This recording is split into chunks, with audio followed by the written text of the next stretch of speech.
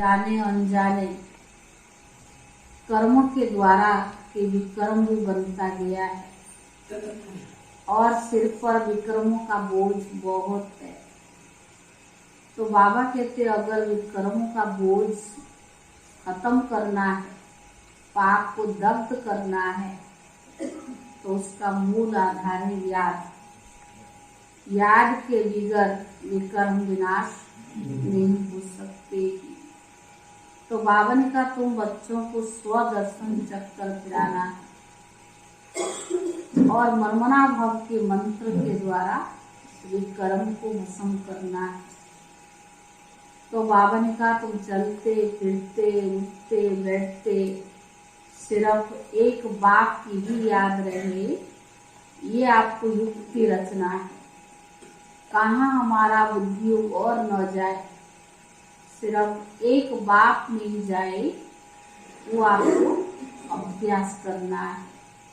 क्योंकि अभ्यास के द्वारा तो बावन को आदत पड़ जाएगी। अभ्यास के द्वारा ही हम दृढ़ संकल्प भी ले सकते हैं।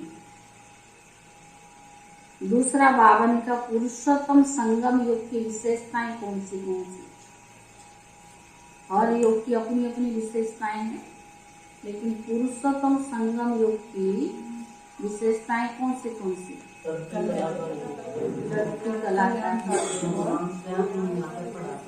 भगवान पढ़ाते हैं, कल्याणकारी योग। इसी योग में बाबा आते हैं, कल्याण ब्राह्मण वंश अलौकिक परिवार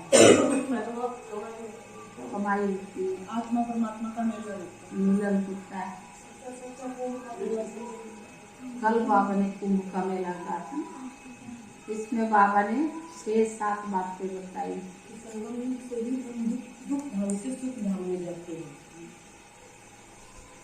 आज बाबा की महावाक्य का सार है, मीठे बच्चे बाप का फरमान है, स्वदर्शन चक्कर फिराते।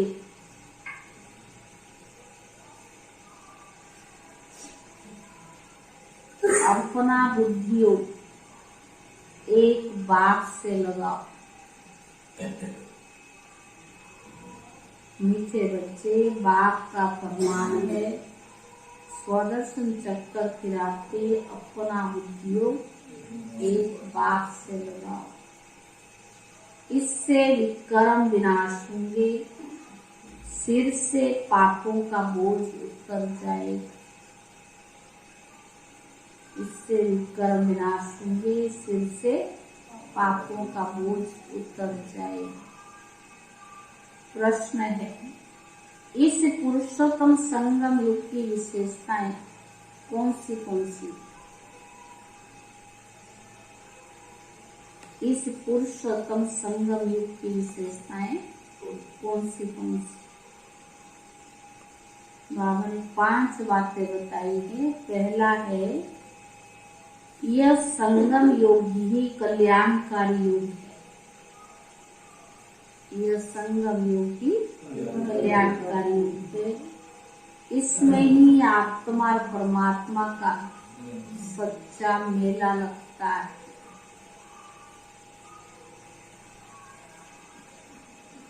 जिससे कुंभ का मेला भी कहते हैं।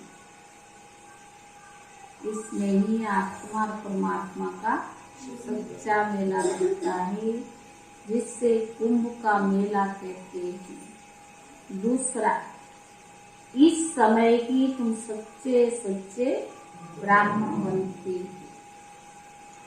इस समय ही तुम सच्चे ब्राह्मण बनते। तीसरा,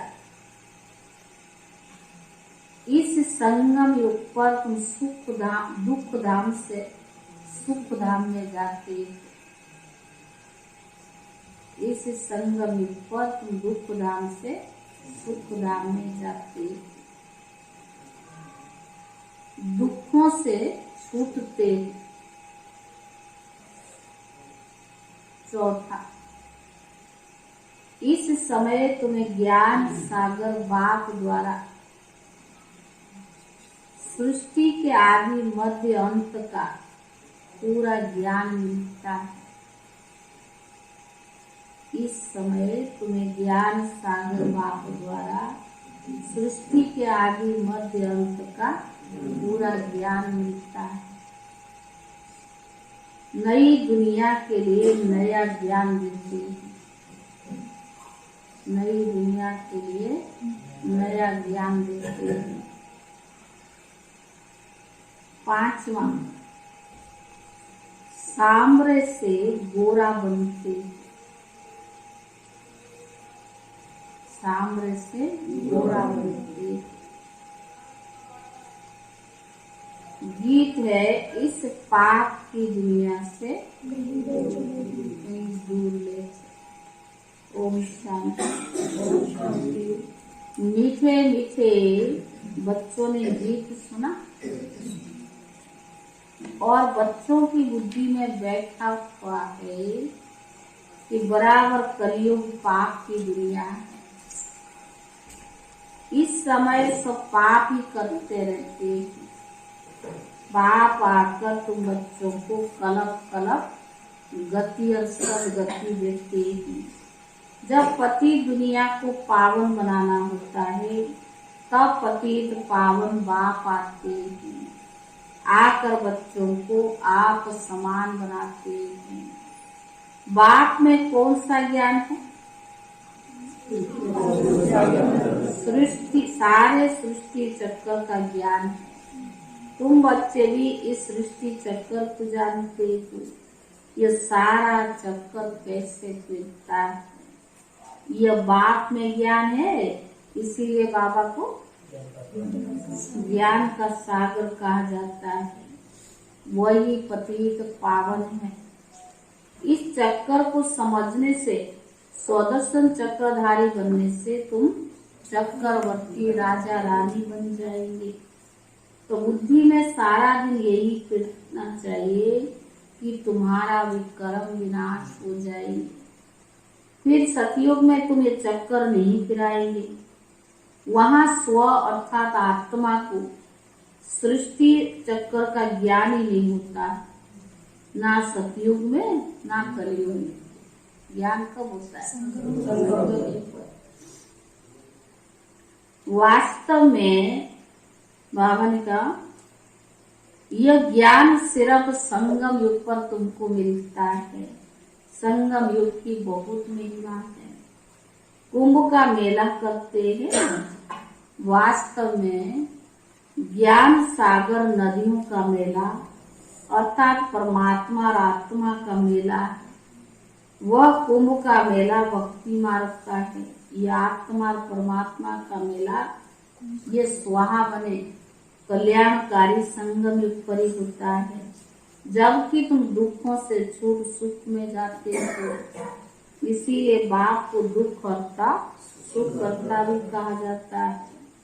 आधा कल्प सुख और आधा कल्प दुख चलता है। दिन रात आधा आधा है। मकान भी नया और पुराना होता है। नए घर में सुख और पुराने घर में दुख होता है। दुनिया भी नई और पुरानी होती है ना।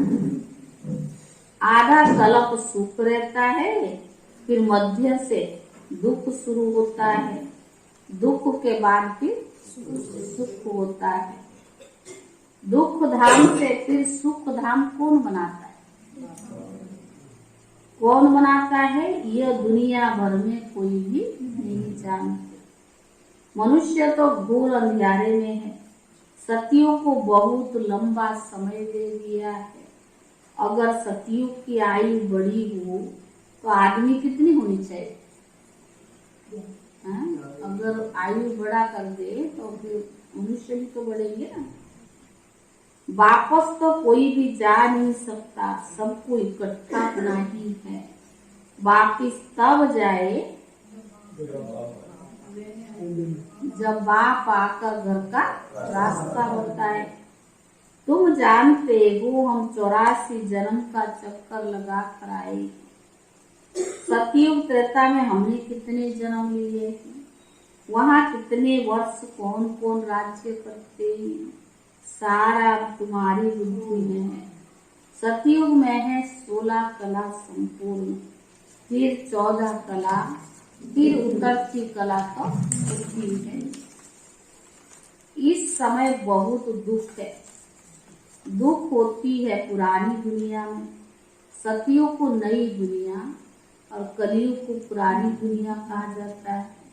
अभी है संगम। अब पुरानी दुनिया का विनाश तो होता ही है, बाप नई दुनिया बना रहे हैं। तुम पुरानी दुनिया से निकल जाए, नए घर में बैठेंगे। तुम कहेंगे हम नए घर के लिए पुरुषार्थ कर रहे। संगम युग पर है, लेकिन नए घर के लिए पुरुषार्थ कर रहे हैं कि हम नई दुनिया में ऊंच पद पाएं। बाप सिर्फ कहते मुझे याद करो और कोई तकलीफ नहीं देता। तकलीफ देता बाबा मनोज भाई? कोई तकलीफ देता बाबा? क्या कहता? तो बाबा ने कहा, बाप कहते हैं सिर्फ मुझ बाप को याद करो। बाबा ने कहा, परंतु तुम बच्चों के कल्प पहले भी पुरुषार्थ कर इस माया रूपी रावण पर जीत पाई है, तब तो सतयुग की स्थापना होती है। जितना मददगार बनता है उतना उनको, जो बाबा का इस समय जितना मददगार बनता उतना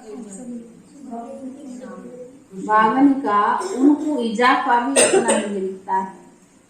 तो बच्चों के नॉलेज, मित्र संबंधी आदि को भी देनी चाहिए।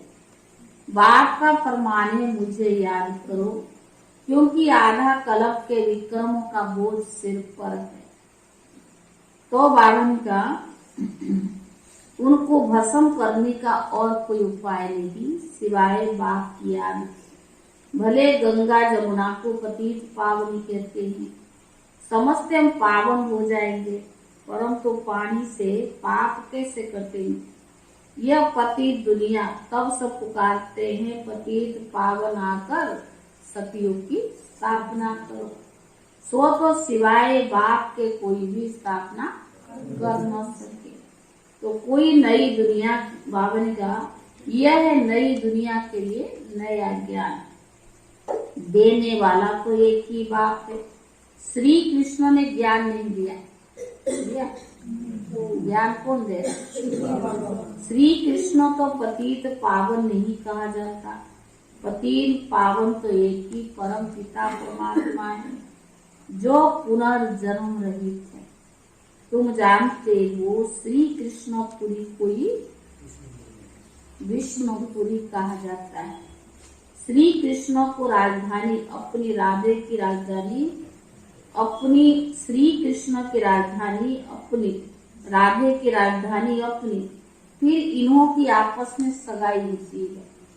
राधे कृष्ण कोई भाई बहन नहीं थे, भाई बहन की आपस में शादी नहीं होती है ना। अब तुम्हारी बुद्धि में ये बातें टपकती रहती हैं, पहले ये नहीं जानते थे, अब तो मालूम पड़ा है कि राधे कृष्ण ही लक्ष्मी नारायण बनते हैं, स्वर्ग के महाराजा महारानी, प्रिंस और प्रिंसेस राधे कृष्ण गाए हुए हैं। उन्हों की माँ बाप का इतना ऊंचा मर्तबा नहीं जितना राधे कृष्ण की। ये क्यों हुआ?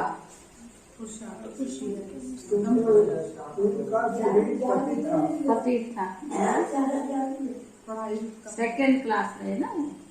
तो बाबा ने, क्योंकि उन्हों के माँ बाप कम पढ़े हुए, उन्हों के माँ बाप का इतना ऊंचा मर्तबा नहीं राधे कृष्ण का जितना नाम है। क्योंकि उन्हों के माँ बाप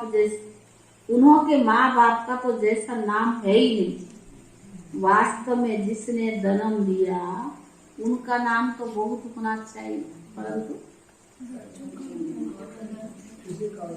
तो बाबा कम पड़े हुए। परंतु राधे कृष्ण सबसे ऊंचे, उन्हों के ऊपर कोई है ही नहीं। राधे कृष्ण पहले नंबर में गए, फिर पहले नंबर में महाराजा महारानी भी बने। भले जन्म माँ बाप का लिया है, परंतु नाम उनका ऊंचा है। माँ बाप से भी राधे कृष्ण का नाम बहुत ऊंचा है। यह बुद्धि में अच्छी तरह से बिठाना है। जबकि तुम यहाँ बैठे हो तो स्वदर्शन चक्कर फिराते रहो। इस चक्कर को फिराने से तुम्हारे पाप भस्म होते हैं, अर्थात रावण का सिर कटता है। यह सतयुग त्रेता का ही चक्कर है ना। हम पहले सो देवता थे, फिर क्षत्रिय वैश्य बनेंगे, और फिर हम ब्राह्मण बनेंगे, फिर हम सो देवता बनेंगे। बाबा ने ओम का अर्थ अलग समझाया है, हम सो का अर्थ अलग है। शास्त्र में एक ही कर दिया है। वह समझते ओम अर्थात हम आत्मा सो परमात्मा, परमात्मा सो आत्मा, ये उल्टा है। बाप समझाते हैं ओम अर्थात हम आत्मा। परम पिता परमात्मा की संतान है, मैं भगवान, यह कोई ओम का अर्थ नहीं है। हम आत्मा निराकार है, हमारा बाबा भी निराकार है। साकार शरीर बाप का भी साकार है। हम परमात्मा की संतान है, तो हमको स्वर्ग की राजधानी जरूर चाहिए। बाबा हमको स्वर्ग का वर्षा देने आया है। रावण फिर आधा कलम के बाद श्राप देते हैं, तुम दुखी तमो प्रधान बन जाते हो। फिर बाबा आकर सुखी बनने का वर देते हैं। ऐसे नहीं कहते चिरंजीव भव, परंतु कहते मुझे याद करो। इस जन्म सहित जो भी जन्म जन्मांतर के पाप है वो भस्म हो जाएगी।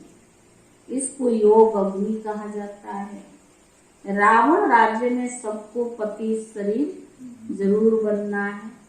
पतित और पावन आत्मा बनती है, परमात्मा तो सदैव पावन है। वह सबको पावन बनाते हैं, पतित रावण बनाते हैं। सतयुग में विकार होता नहीं, क्योंकि वो है ही संपूर्ण निर्विकारी दुनिया। तब तो देवताओं के आगे जाकर गाते, आप सर्वगुण संपन्न और हम नीच पापी। यह महिमा शिव के आगे नहीं गाएंगे। तो बाबा ने कहा देवताएं जो पावन है सो पतित बनते हैं, यही तो खेल है।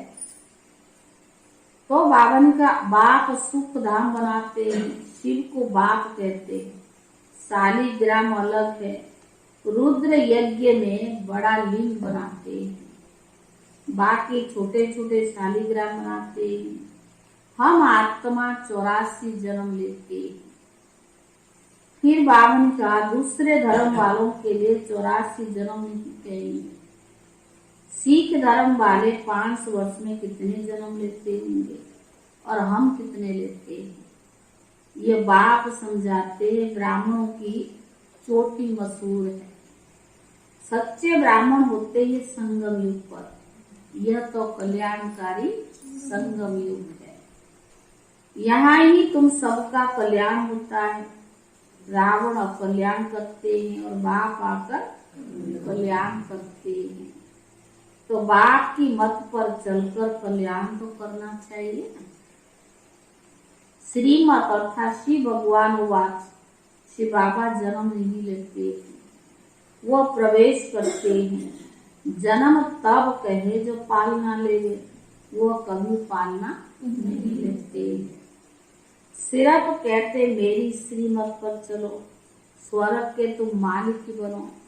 मुझे तो बनना ही नहीं है, मैं तो अभोक्ता हूँ। तो समझना चाहिए बाबा हम आत्माओं को ही समझा रही हैं। तो बाबा ने कहा आत्मा ही समझती है ना, आत्मा ही बैरिस्टर इंजीनियर बनती है, मैं फलाना हूँ। आत्मा ने कहा हम देवता थे, फिर 8 जन्म के बाद क्षत्रिय बने, फिर 12 जन्म लिए, फिर मैं पतित बनता हूँ। फिर मैं पतित बनता हूँ। अब बाप कहते बच्चे आत्म अभिमानी भाव। यह समझने की बात, हम थे फिर बन गए, फिर बाबा हमें बना रहा है, ये समझने की बात है। आत्मा कहती है हम सतयुग में महान थे, कलयुग में, सतयुग में महान थे और कलयुग में महान पाप आत्मा है। सबसे महान से महान महान आत्मा एक परमात्मा है जो सदैव पवित्र है। यहाँ तो मनुष्य सदैव पवित्र रहते नहीं है। सदैव पवित्र तो सुखधाम में रहते ही। त्रेता में कुछ कला कम होती जाती है। अभी तो हमारी जड़ती कला है। हम स्वर्ग के मालिक बनते ही, फिर त्रेता में आएंगे तो 2 कला कम हो जाएगी। फिर द्वापर में, सतयुग में 16 कला और त्रेता में आएंगे तो 2 कला कम हो जाएगी। द्वापर में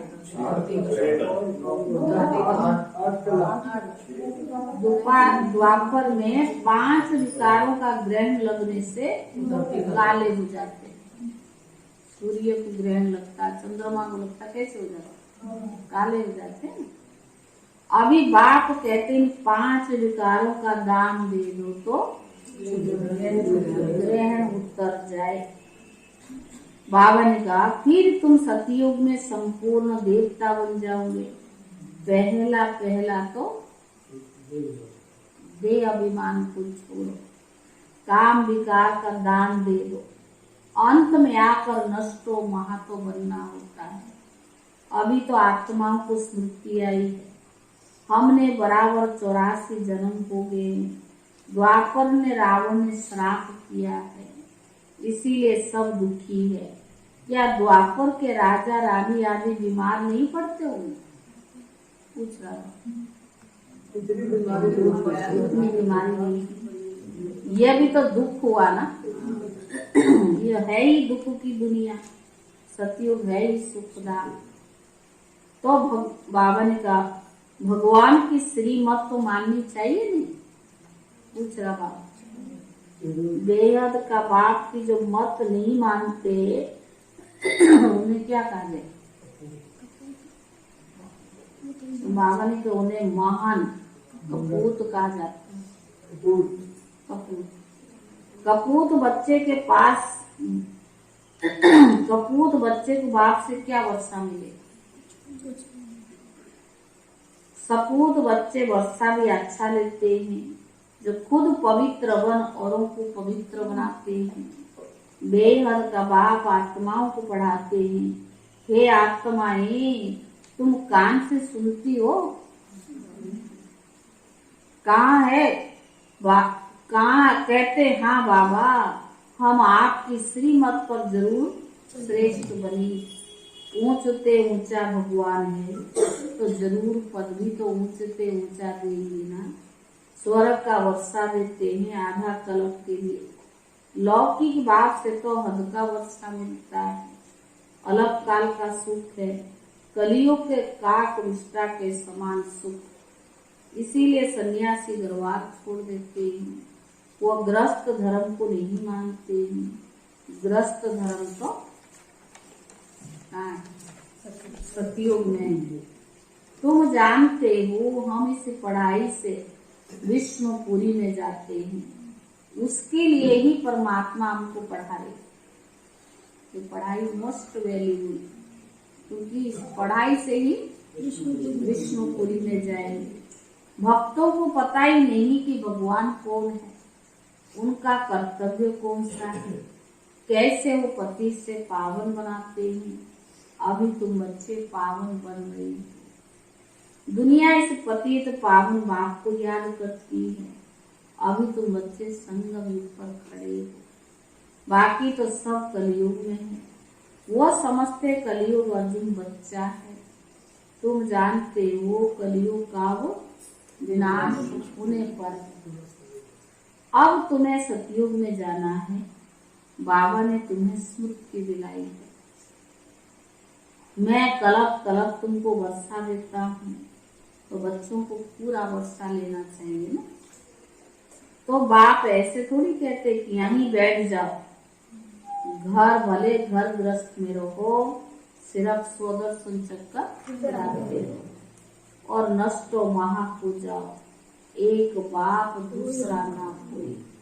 हम जानते हैं अब हमारा नया संबंध जुट रहा है, तो पुराने से ममत्व नहीं रहना चाहिए। नई दुनिया नई राजधानी में ममत्व रखना। अब तो मौत बिल्कुल सिर पर सवार है, तैयारियां होती रहती हैं। सतयुग में अकाल मृत्यु नहीं होती, समय पर एक पुरानी खाल छोड़कर नई लेते। अच्छा मीठे मीठे सिटी ले दे बच्चों प्रति माता पिता बाप दादा का याद प्यार और गुड मॉर्निंग। रूहानी बाप की रूहानी बच्चों को नमस्ते। रूहानी बच्चों की तरफ से रूहानी बाप दादा का याद प्यार और नमस्ते नमस्ते नमस्ते। धारणा के लिए मुख्य सार। पहला है स्वदर्शन चक्कर फिराते पूरा पूरा नष्टो महा बनना है। स्वदर्शन चक्कर फिराते पूरा पूरा नष्टो महा बनना है। मौत सिर पर है, इसीलिए सबसे ममत्व निकाल देना है। स्वदर्शन चक्कर फिराते पूरा पूरा नष्टो महा, इसीलिए सबसे ममत्व निकाल देना है। दूसरा, बाप से वर्षा लेने के लिए पूरा श्रीमत पर चलना है। बाप से वर्षा लेने के लिए पूरा श्रीमत पर चलना है। आत्म अभिमानी बन सपूत बच्चा बनना है। आत्म अभिमानी बन सपूत बच्चा बनना है। वरदान। मन और बुद्धि को सदा सेवा में बिजी रखने वाले निर्विघ्न सेवाधारी भव। वरदान है मन और बुद्धि को सदा सेवा में बिजी रखने वाले निर्विघ्न सेवाधारी भव। जो जितना सेवा का उमंग उत्साह रखते उतना निर्विघ्न रहते। वरदान है मन और बुद्धि को सदा सेवा में बिजी रखने वाले निर्विघ्न सेवाधारी भव। जो जितना सेवा का उमंग उत्साह रखते उतना निर्विघ्न रहते। क्योंकि सेवा में बिजी है, हाँ, क्योंकि सेवा में बुद्धि बिजी रहती है। खाली रहने से किसी और को आने का चांस, और बिजी रहने से सहज निर्विघ्न बन जाती है। खाली रहने से किसी और को आने का चांस है, बिजी रहने से सहज निर्विघ्न बन जाते हैं। मन और बुद्धि को बिजी रखने के लिए उसका टाइम टेबल बनाओ। मन और बुद्धि को बिजी रखने के लिए उसका टाइम टेबल बनाओ। सेवा व स्वयं के प्रति जो लक्ष्य रखते, सेवा व स्वयं के प्रति जो लक्ष्य रखते हो, उस लक्ष्य को प्रैक्टिकल में लाने के लिए बीच बीच में अटेंशन जरूर चाहिए। सेवा व स्वयं के प्रति जो लक्ष्य रखते हो, उस लक्ष्य को प्रैक्टिकल में लाने के लिए बीच बीच में अटेंशन जरूर चाहिए। अटेंशन कभी टेंशन में बदली ना हो। अटेंशन कभी टेंशन में बदली ना हो। जहाँ टेंशन होता है वहाँ मुश्किल हो जाता है। जहाँ टेंशन होता है वहाँ मुश्किल हो जाता है। स्लोगन। सेवा से जो दुआएं मिलती है वह तंदुरुस्ती रहने का साधन है। स्लोगन है, सेवा से जो दुआएं मिलती है वही तंदुरुस्त रहने का साधन है। ओम शांति।